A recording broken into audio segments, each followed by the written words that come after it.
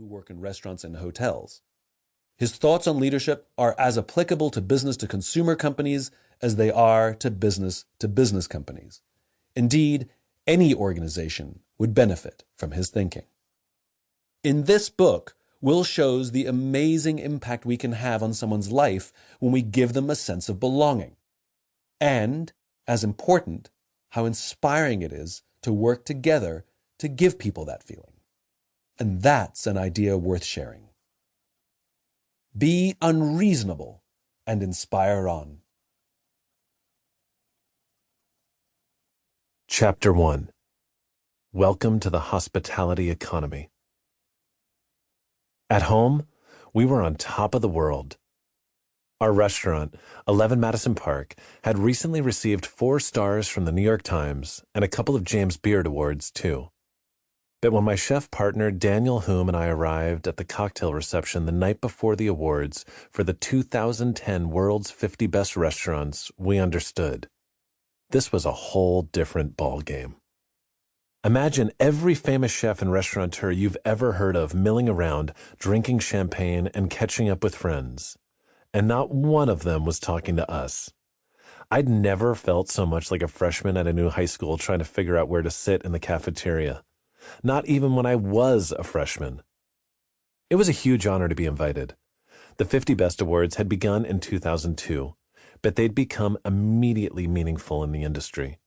First of all, they were decided by a jury of 1,000 well-regarded experts from around the world. And nobody had ever considered before how the best restaurants on the planet ranked against one another. By doing so, the awards gave these restaurants a push to become even better when they might have been content to rest on their laurels. The award ceremony itself was held at London's Guildhall.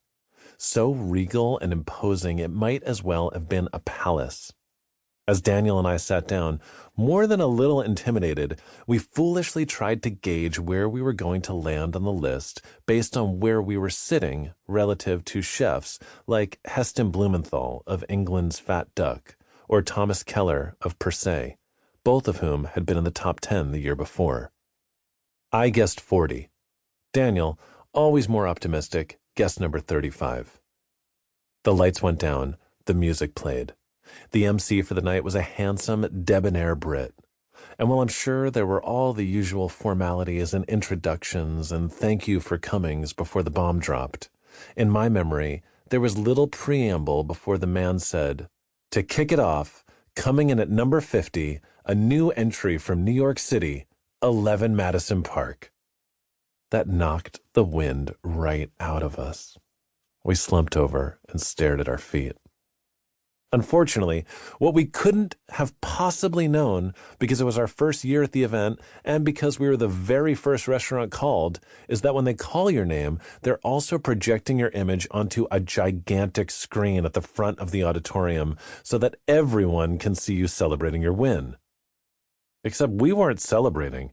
We were at the very bottom of the list. Mortified to see our dejected faces on the 30-foot-tall screen, I elbowed Daniel, and the two of us mustered a smile and a wave. But it was too little. Too late. An auditorium filled with the most celebrated chefs and restaurateurs in the world, our heroes, had already borne witness to our devastation. The night was over for us before it had even begun. At the reception afterward, we ran into Massimo Bottura, the Italian chef of Osteria Francescana, a Michelin 3-star based in Modena, and number 6 on the list, not that we were counting. He saw us, started laughing, and couldn't stop. "You guys looked pretty happy up there."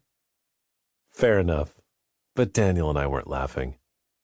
It was an honor to be recognized as one of the 50 best restaurants in the world. We knew that. Still, in that room, we had come in last place.